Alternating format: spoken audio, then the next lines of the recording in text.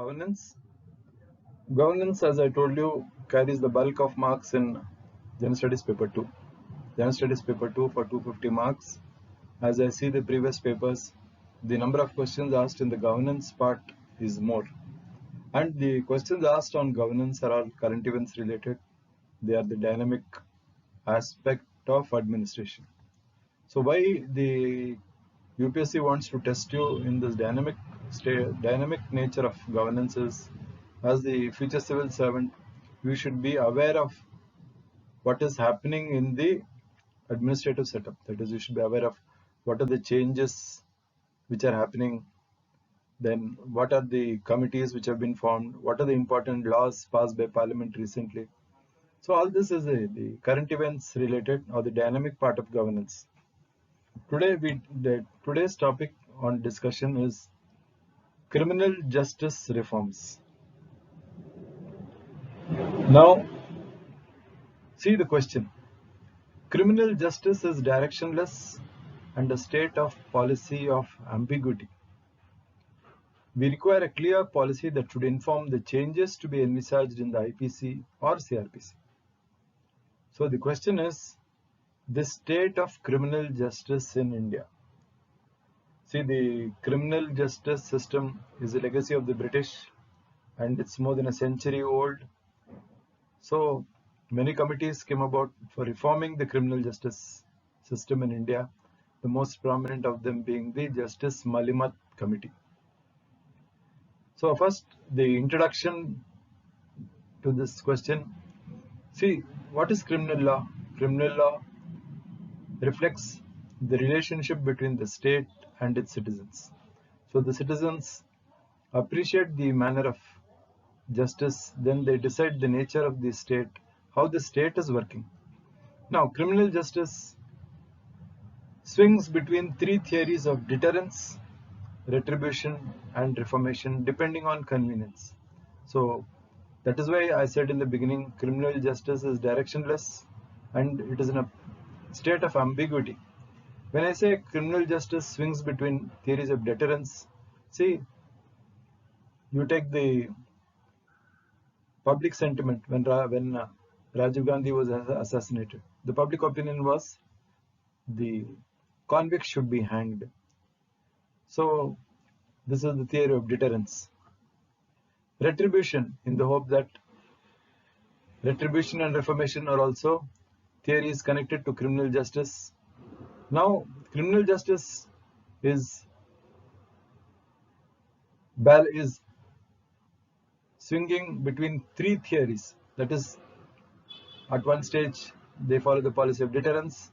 Once they follow the policy of retribution, the other time, you believe that the criminal can be reformed, depending on convenience. So this ambiguity has to go, and that is why we ask for reforms or changes to be envisaged. So with this background of introduction, we go to what reforms are required. The first important reform required in the scheme of criminal justice is assisting the victims of crime by enhanced compensation.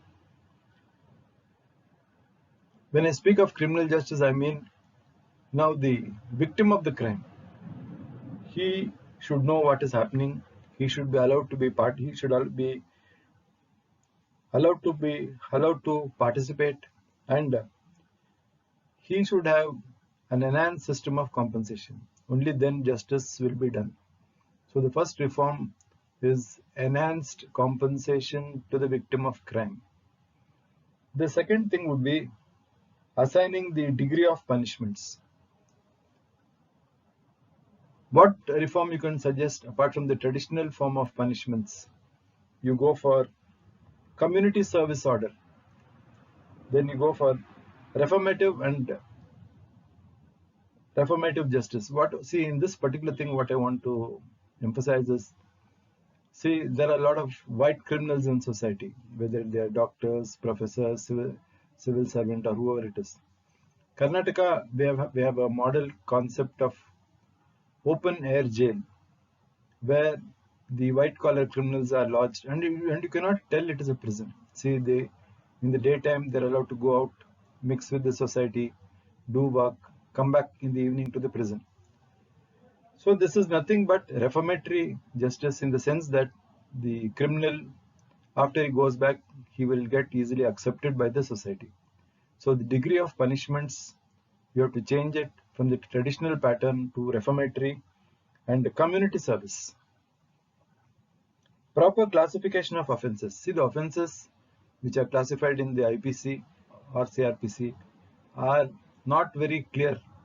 Some of them have to be further elaborated, or the definition has to be specified since they are very narrow. See, for instance, the definition of contempt of authority. What is contempt of authority? Nobody knows. Then trespass. Offences against public servants. See, these are I've just taken certain examples to show that how the law is very ambiguous. Details have to be filled into this. This is what I mean by saying proper classification of offences. Another thing would be to check the entry of too many entrants into the criminal justice procedure. What I'm saying is, see, the concept is you go on booking cases and putting them into prison. So you're adding unnecessarily people into the system. You're harming the criminal justice process. So there should be a system of checks and balances. You check the entry of too many entrants. Then need for principal sentencing. This is a very important thing. By principal sentencing, I mean, see, right now, the judge's discretion in awarding the sentence, whether the nature of sentence is left to him. So this system of discretion should go. So when I say principal sentencing, I mean law should be uniform to all. It is not that the top business class or the top bureaucracy are just let off with a warning and the common man is given vigorous sentence. So principal sentencing, need for principal sentencing, that is to you reduce the element of discretion in the system. Another reform which I take only the important reforms of the Justice Mallimatt Committee. Justice Mallimatt is the former Chief Justice of Kerala. So what the Mallimatt Committee says, I have just taken 3 important recommendations. First, protection to witness. When I say protection to witness, I mean security for the witness. He should be comfortable, and the witness should not become an element of harassment at the hands of the police. The witness has to be secured. Protection to his life and liberty, and monetary compensation for attending the courts. Then rights of the accused. So in rights of the accused, what the Mallimatt Committee says, the rights the accused should be informed in whichever language he is seeking about his rights. That is, what are his rights as the accused, whom to approach. I mean, all this should be specified in the regional language, in the language of the accused. It should not be that lack of knowledge should not deny him justice. Inquisitorial system. This is a system prevailing in Germany and France, where a judge supervises the investigation. So what the Mallimatt Committee says is, in the inquisitorial system, the court should be given the power to summon anyone, not only who is accused, anyone related who is left out by the police, who is left out, the court should have the power to summon them. Then you come to, see, the criminal justice reforms will not stop only with the reforms in the manner of criminal justice. It is a parallel setup in which other integrated measures have to be taken up. See, first, police reforms. Reforms in the police. This is a separate chapter in General Studies Paper 2 Governance. We have had a lot of police commissions, starting from Ribeiro Commission to Soli Sorabji Commission. in which the main accent of the police reforms is to reduce the political interference in the working of the police, streamline promotions, police complaints authority so that the public are assured of justice. Reforms in the judiciary. So as I said now, after the emergence of the collegium, there's a cry that the judiciary has become a law unto itself, because as the second ARC says, India is the only country where the judges appoint themselves. This is not there anywhere else in the world. In UK, we have the Judicial Appointments Commission consisting of prominent citizens, prominent civil servants, the politicians. I mean, it is broad-based for selecting the judiciary, whereas in India, the judiciary appoints itself. So, reforms in the judiciary. Reforms in prison. So, reforms in prisons, this is also an added thing which is required. Now, the Supreme Court, by liberal interpretation of Article 21, right to liberty, says that it enhances the scope of right to life and liberty by saying that the prisoner can ask for speedy trial.